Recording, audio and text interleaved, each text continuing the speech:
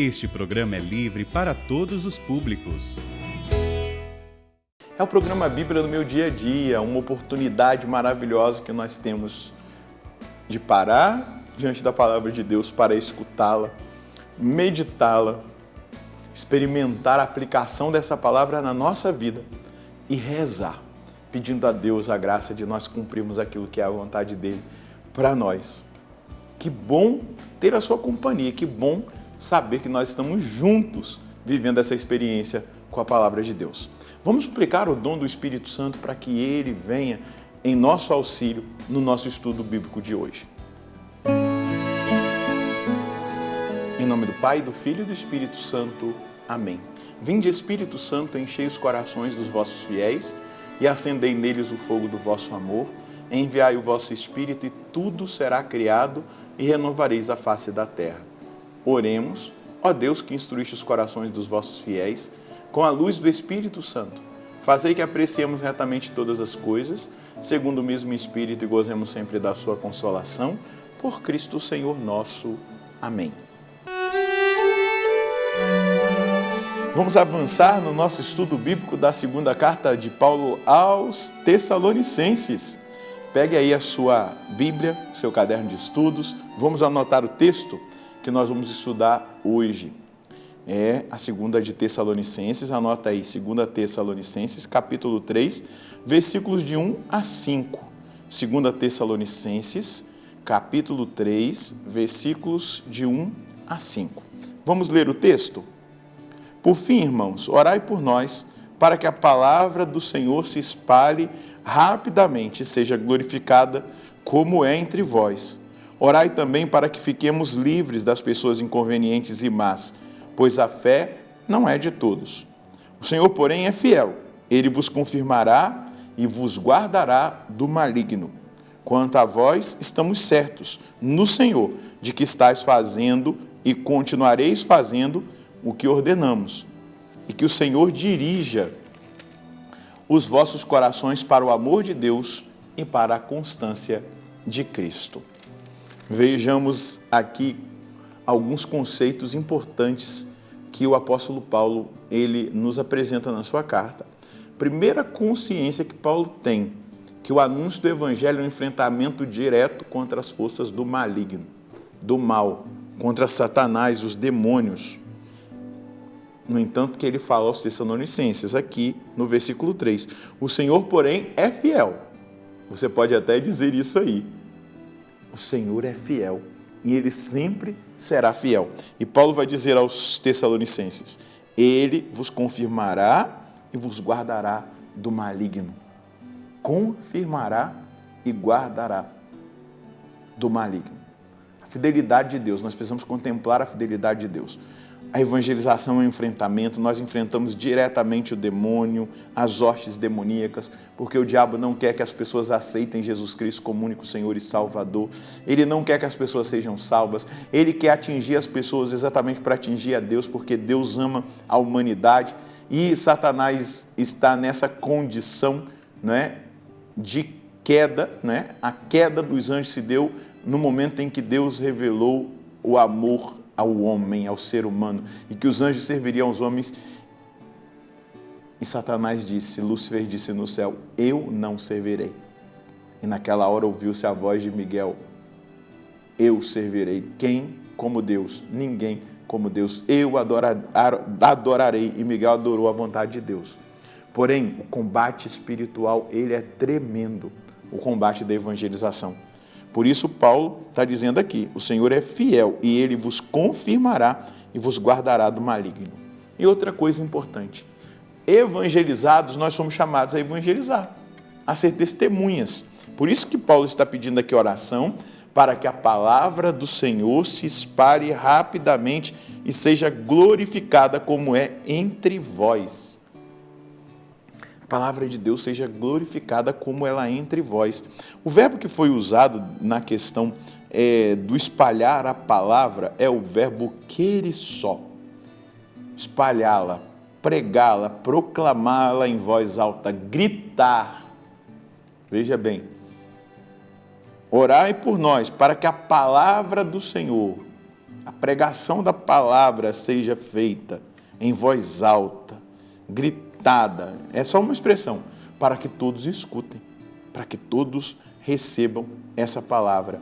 Esse verbo deriva aí, essa palavra deriva da palavra querigma, que é anúncio. Nós somos chamados a anunciar. E o querigma é uma tarefa primária e urgente. Nós precisamos anunciar o querigma. E quando a gente anuncia o querigma, o que é o querigma? O amor de Deus. É o projeto de salvação de Deus. É anunciar o projeto de salvação de Deus para a humanidade, para aquelas pessoas a quem nós somos enviados a ela. O mistério da encarnação, da paixão, morte e ressurreição do Senhor, do derramamento do Espírito Santo e da vinda gloriosa do Senhor. O querigma não está completo se a gente não anuncia a vinda gloriosa do Senhor, porque foi exatamente isso que os apóstolos fizeram ali nos inícios. Mas o anúncio do querigma, ele exige de nós algo importante. Nós precisamos deixar de lado toda e qualquer sofisticação da linguagem. Não é catequese, não é aprofundamento, não. O querigma é um anúncio para despertar a fé e realizar a salvação. É o primeiro anúncio. É o anúncio de que nós somos amados, é o anúncio de que Deus tem para nós um caminho de fé, é um anúncio que nós temos que abandonar o pecado, viver a vida em comunidade, nós temos que nos preparar para a vinda gloriosa do Senhor e sermos cheios do Espírito Santo. Sem sofisticação. É aquela primeira rede jogada para trazer aqueles que nos foram confiados. E eu e você somos chamados a anunciar o querigma. Então, meus irmãos, minhas irmãs, a visão de Paulo é que todo cristão deve testemunhar Jesus Cristo. Deve anunciar esse amor que, em primeiro lugar, experimentou e precisa testemunhar para os outros. Depois Paulo pede oração para que eles fiquem livres e todos os evangelizadores de pessoas inconvenientes e más, pois a fé não é de todos. Tem pessoas que não vão acolher, vão perseguir, vão humilhar, vão criticar e, se não, até mesmo atentar, contra as pessoas que anunciam o evangelho, criar constrangimentos, inventar histórias, mentir, caluniar. Bento XVI dizia do martírio, do tempo atual, que muitos evangelizadores, muitos membros da igreja viveriam, o martírio da reputação. Por quê? Somos fiéis a Jesus Cristo. E aí Paulo continua: quanto a vós, estamos certos no Senhor de que estáis fazendo e continuareis fazer o que nós ordenamos. Então, essa é a ordem de Paulo, de testemunhar, de anunciar o Evangelho. Bento XVI afirmava o martírio da ridicularização. Ordenamos fazer aquilo que é ordenado, testemunhar. E ele conclui, o versículo 5, que o Senhor dirija os vossos corações para o amor de Deus e para a constância de Cristo. O nosso coração precisa estar sempre direcionado ao amor de Deus. Nós somos amados. Quando nós meditamos, por exemplo, na cruz, São Padre Pio chorava horas e horas diante da cruz, em meditação profunda da paixão de Nosso Senhor, do que o Senhor tinha feito para salvá-lo, libertá-lo dos seus pecados, para que ele estivesse ali. São Francisco de Assis teve uma doença nos olhos de tanto chorar, meditando a paixão, de tanto entender a profundidade, a largueza, a altura, o cumprimento do amor de Deus. E Paulo está dizendo que Deus encaminhe os vossos corações para o amor de Deus. Veja só, que o Senhor encaminhe os vossos corações para o amor de Deus, entender-nos amado. E quando a gente é amado, o que a gente faz? A gente ama de volta, não é verdade? E amar de volta é ser fiel.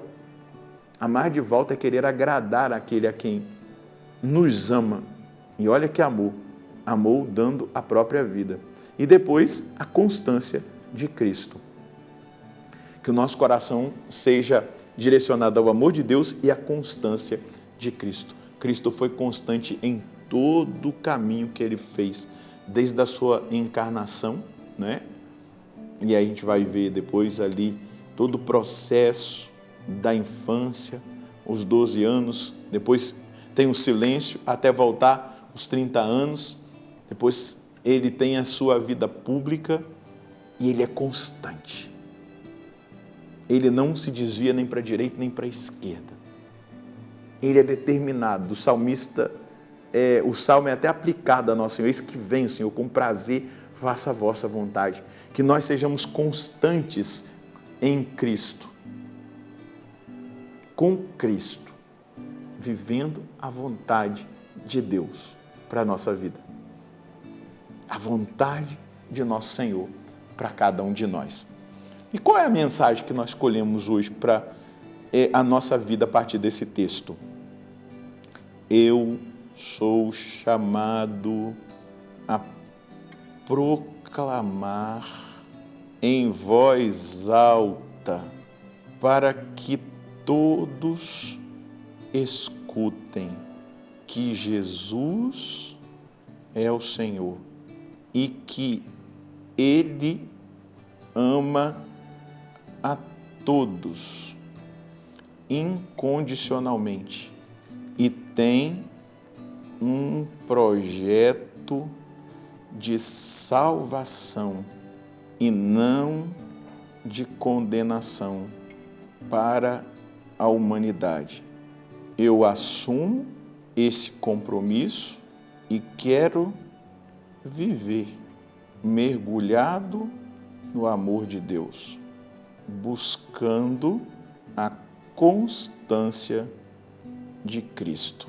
A aplicação de tudo isso é você, em primeiro lugar, olhar para todo o mistério da encarnação, da paixão, morte e ressurreição do Senhor e perceber-se amado, amada, e a partir daí testemunhar esse amor para todas as pessoas, mostrando o Cristo. Sabe como que esse amor cresce em nós?